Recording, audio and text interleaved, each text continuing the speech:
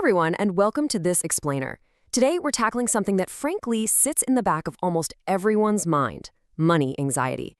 It's actually kind of staggering that basic financial literacy is rarely taught in our school systems, right? I mean, most of us earn money in some way, but do we really understand the mechanics of how to manage it? Well, we're going to map all of that out today. So let's dive right in with a pretty tough question. Do you know where your money goes each month? Like, are you totally aware of where you tend to overspend? For a lot of people, the honest answer is a very stressful no. But taking back control literally starts by facing this exact question head on. To get us from that feeling of anxiety to actual financial freedom, we're going to follow a 6-step roadmap today. We'll be looking at 1. What is personal finance? 2. Building a solid foundation. 3. Creating your safety net. 4. Growing and managing wealth. 5. Protecting your family's future. And finally, 6. Enjoying the financial journey. All right, let's kick things off with step 1. What is personal finance? Basically, personal finance is the management of your finances through planning, spending, saving, and investing for both short and long-term needs. It encompasses literally all areas of your and your family's financial life. You know, it's not just paying the bills and scraping by, it's a comprehensive, top-down approach to securing your present and your future. Moving right along to section 2, building a solid foundation. You see, financial success holds a completely different definition for everybody. Maybe for you, it's getting that credit score above 800, or hey, maybe it's retiring before you hit 50. For someone else, it might be assisting their kids with student loans, owning a beach property, or just having the cash to travel the world. The exact goal doesn't matter nearly as much as the act of defining it. Setting achievable, realistic goals is absolutely crucial so you don't just fumble your way through life hoping things somehow work out. You gotta have a target. And that brings us to budgeting. But I want you to consider this shift in perspective. Budgeting is simply keeping track of your incoming expenses so you know where your money is going each month. People so often think budgets are these restrictive, terrible things, but doing this correctly actually puts you completely in charge. It lets you confidently spend more on the things you truly enjoy, because you know you've successfully managed the rest of it. And the good news? You absolutely don't have to do it the hard way anymore. The source material highlights specific apps like Mint, You Need a Budget, which people usually call YNAB, and Personal Capital. These tools can completely automate your life and make tracking your spending so much easier. So use technology to remove the friction from building your financial foundation. Which brings us to step 3, creating your safety net.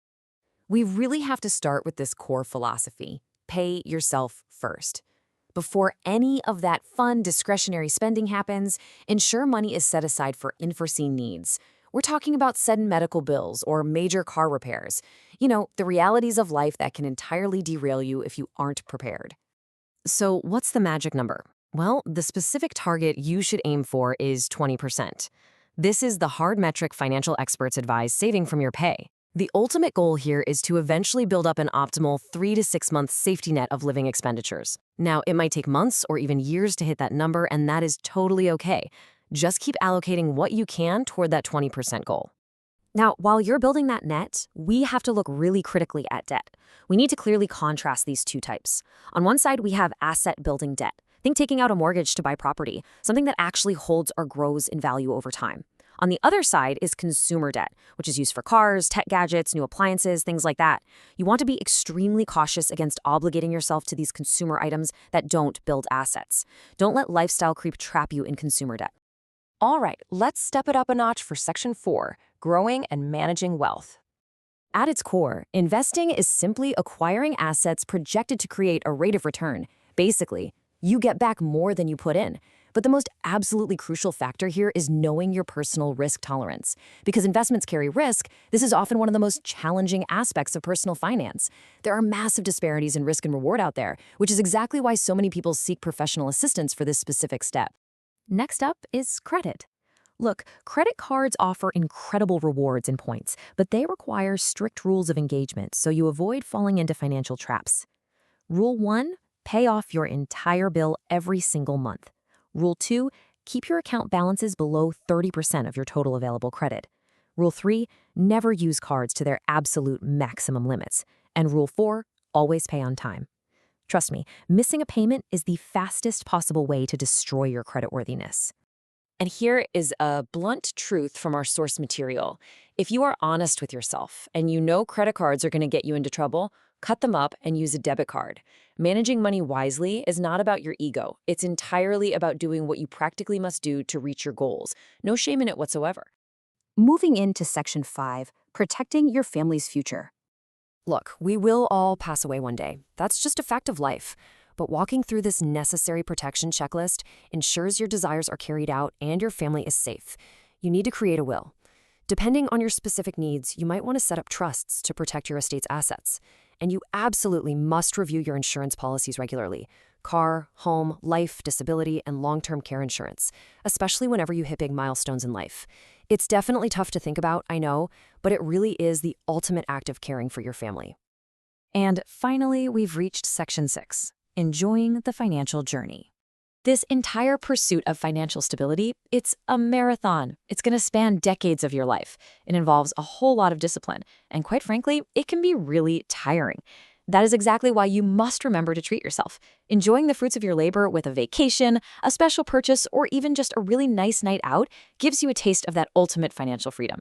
It prevents you from getting burnt out and demotivated along the way. Also, remember to delegate when necessary. Just because you can do your own complex taxes or manage a portfolio of individual equities doesn't actually imply that you should. Considering a certified public accountant or a financial planner is a fantastic approach. Honestly, spending a little bit on an expert can save you immense amounts of time and money in the long run. I want to reiterate the reality we started with today. Financial literacy is simply not taught in many school systems. No one is going to come along and force you to learn this stuff. You must actively seek out these facts, tools, and principles. It is your personal responsibility to step up and claim your own financial freedom. Which brings us to the horizon of this roadmap. As we wrap up this explainer, I want to leave you with one big thought. Once you have all these tools in place, what does financial freedom actually look like for you?